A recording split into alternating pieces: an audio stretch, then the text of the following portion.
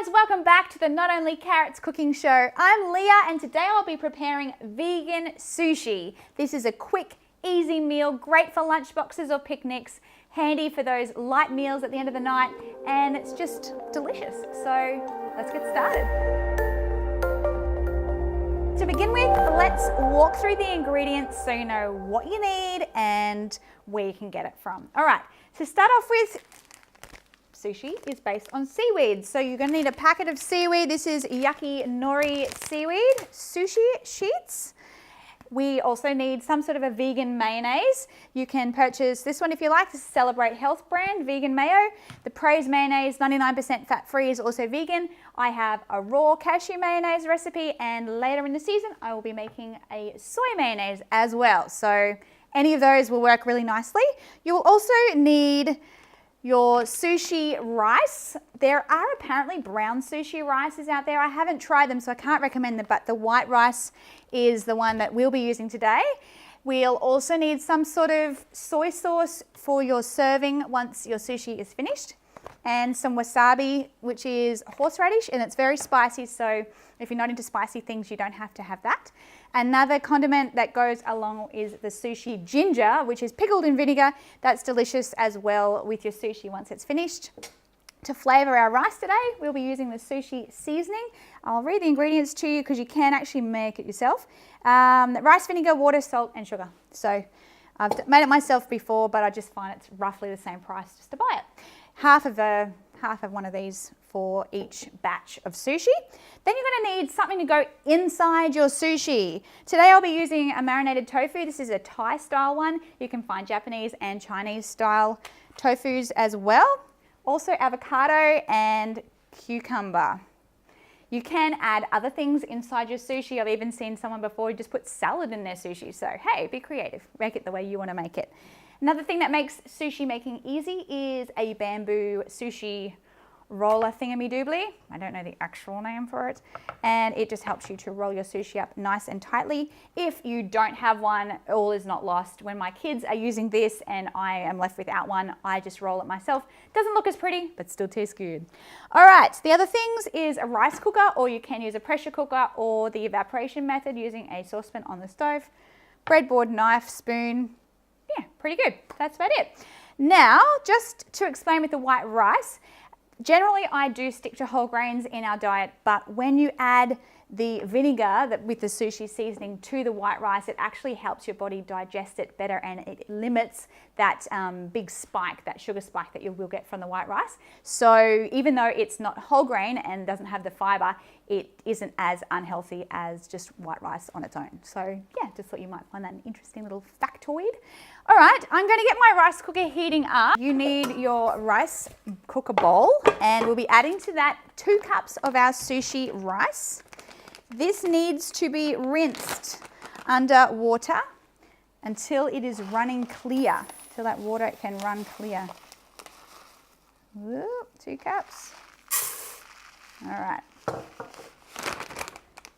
So I'm going to head over and do that now. If you don't do that, you will end up with really gluggy rice. I've been lazy before and thought, do we really need to be bothered rinsing rice? But you do. So run it under the water. You can see, I'll just bring it back to the camera. You can see that's really cloudy, and yeah, it's full of starch. That's the thing that makes it gluggy if you don't rinse it.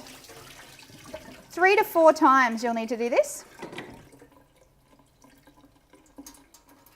Okay, so that's pretty good. We're going to add along to this 2 cups of water. So with the sushi rice, it's equal parts water to rice. You don't need to add any salt to this rice. It's very simple. Okay, make sure your rice is leveled out. I find if you hold the side of your rice cooker and just give it a little shake, it flattens that rice out. If it's super, super wet, then you can dry off your bowl, but that should be fine. And then, very hard, push the button. Voila. Okay, pretty much now we just leave that rice alone. If you are wanting to use a pressure cooker or the evaporation method on the stove, just follow the packet. All the different ways of cooking the rice are on the back, so that makes it really easy. Okay guys, now we are going to prepare our ingredients to go inside our yummy sushi roll. What will we start with? Cucumber. Okay, cucumber. Lovely, fresh ingredient, delicious. I have pre-washed my cucumber and I like to just cut it into sticks. They don't have to be super skinny, but they don't want to be too chunky. So halfway between super skinny and too chunky is good. So this is roughly the size I find that works well. I'll chop up the rest of that. All right, today we have a Hass avocado. I'm hoping I'm going to cut this and it's going to look nice. Please be nice. Slice around your avocado and then twist it. Hey, we got a good one. All right. This is one of those sort of amazing things that arrived and it was actually perfectly ripe and ready to go, which hardly ever happens. All right, very simple for your avocado. Just press your knife in gently. Don't want to go through the skin and, you know, impale, slice your finger. Just thin slices like this. And I won't take that out yet. I want it to maintain its nice green color. It will go a little bit brown if you take it out too quickly. And we'll add that straight in once we're ready to go. I'm not sure if I'm going to need my other half, but I'll cut that up if we do. And now the tofu. As I said before, you can find lots of different varieties of marinated tofu. This one is the Thai tofu. We're going to mix up our flavors a bit. I like the Thai tofu because it's a little bit spicy, and just skinny little slices like this are perfect for tofu, and you can add that into your sushi as well. Now the fun thing with sushi, as I mentioned in the introduction, is it actually keeps really well and is great for a whole variety of different things. Sometimes we in Australia call an appetizer an entree, so you can use this as an entree just before your main meal. It's also handy to go in lunch boxes or in a picnic basket if you want to go and have a meal with your family out in the woods. If you're in America or in Australia, we could go to the bush, go out to the bush or to the beach, and it's a great way to take a healthy meal that's a little bit different, not just sandwiches. Even though sandwiches are good, my kids did a yummy burger kids edition, so make sure you check that one out. That was really yummy as well. I'm going to wash my hands, guys, and when I come back, we'll come back once the rice is ready to go, and then I'm going to roll it up and show you how to present it. See you soon. Once your rice is cooked, leave it on the warm setting for 5 more minutes, and then we're going to add our sushi seasoning right in.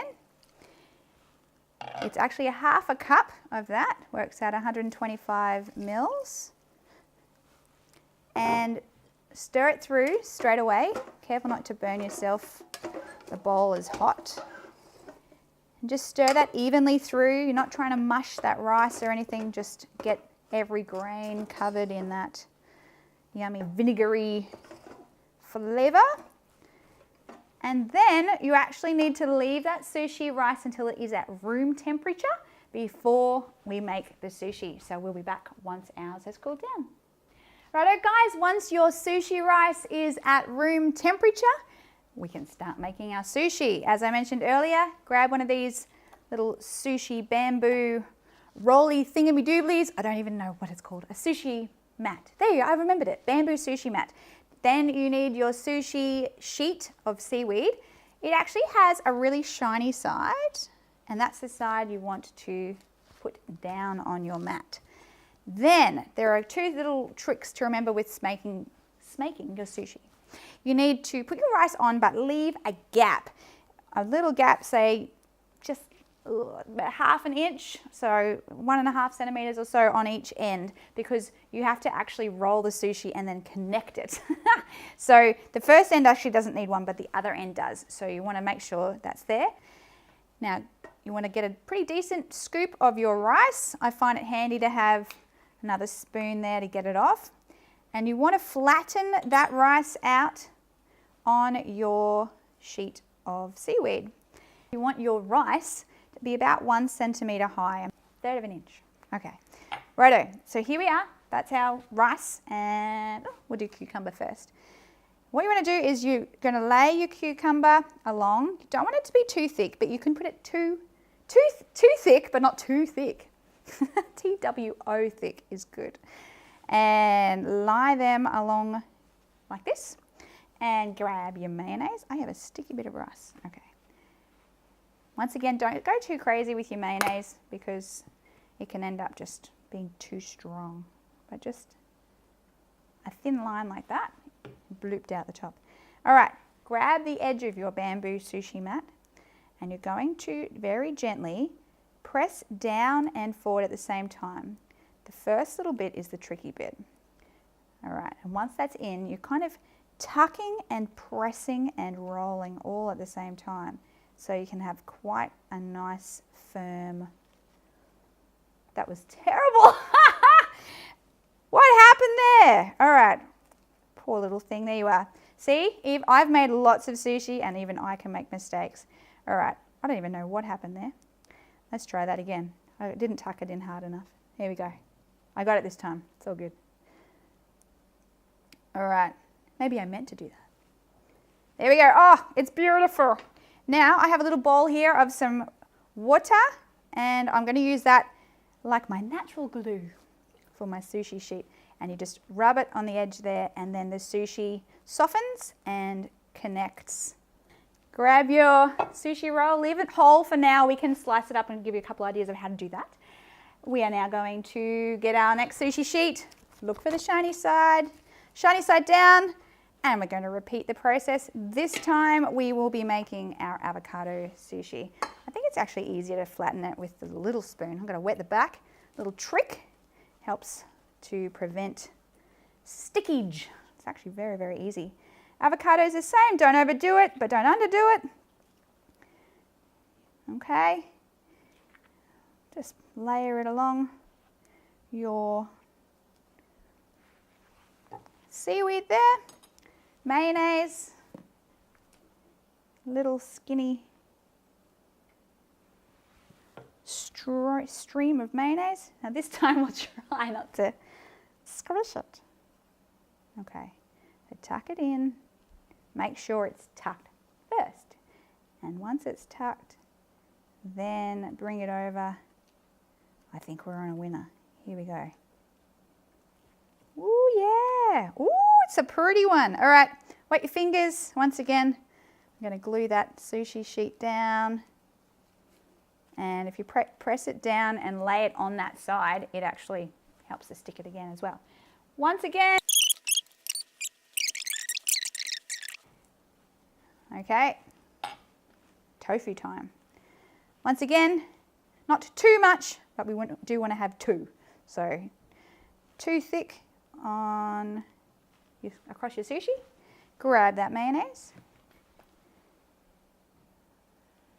On it goes. This is fun. All right, once again, lift up your bamboo mat. Tuck it in. Just don't be tempted to put too much, T-O-O much, into the sushi roll. So the one in the middle is a little bit fat, but the other ones are pretty good. So there we are, that's our sushi. Now we're gonna chop it up. Another word for sushi that's displayed like this is a summer roll. So if you ever go to the shops and they say it's a vegan summer roll, then that's this. So usually a summer roll is presented like this, in two halves. Another way to do your sushi is to slice it into smaller discs. So I'm gonna find that tricky. I'll do this one in thirds, which is probably easiest for lunch boxes for little kids. All right. That one looks good. Oh, you're gonna fall, you can go on there. All right, and this one I'm going to cut into smaller discs to give you an idea. And often if you go to, say, Sushi Train or a sushi restaurant, you will find they'll serve it on those cute little plastic plates like this. Keep wetting that knife, just the same as I mentioned earlier with the rice. It helps it to not stick. Okay, so there you go. Very easy way to present your sushi. delicious meal to enjoy. It's a great light meal, so if you're wanting to have a lighter meal at nighttime, if you don't feel like having a lot of food in your tummy when you're going to bed, this is a great way to do that. As I said before, get creative. You can put whatever you want to have inside of these. And when you serve them, I recommend you have a go with some of these different condiments. So I'll just briefly give you an example of what I would do. Okay, this is my process. This is my process. Step 1, dip into the soy sauce. If that's my daughter, she'd just say, leave in the soy sauce for half an hour until it's 100% a block of soy sauce. I just dip. All right, once you've dipped, you do the dip, then you do the pickled ginger on top like this. And then you do the spicy wasabi. Now, don't go crazy on wasabi, guys. If you've never had it before, truly, just test it first. It is very spicy. But I would go no more than about this. So a little pea size. And then just eat it. If you don't have the ginger with the wasabi is way spicier than it is when it is with the ginger. So I recommend the ginger there. It helps to calm the flavor. Well, not calm the flavor, keeps the flavor but calms the spiciness. But if you just want the pickled ginger on its own with the soy sauce, it's delicious as well. And if you're not keen on pickled things or don't really like ginger, just have the soy sauce and that's delicious too. So I think that pretty much sums up our vegan sushi episode. I hope you enjoyed it. I had fun making it. I'm covered in everything and I just can't wait to eat this. We're going to have this for our dinner tonight. But make sure, guys, that you continue to send in those comments. We've had lots of feedback, especially on our Facebook group and on Instagram. So, as always, guys, make sure you like, subscribe, share this video with a friend, and we will see you in the next video. Bye!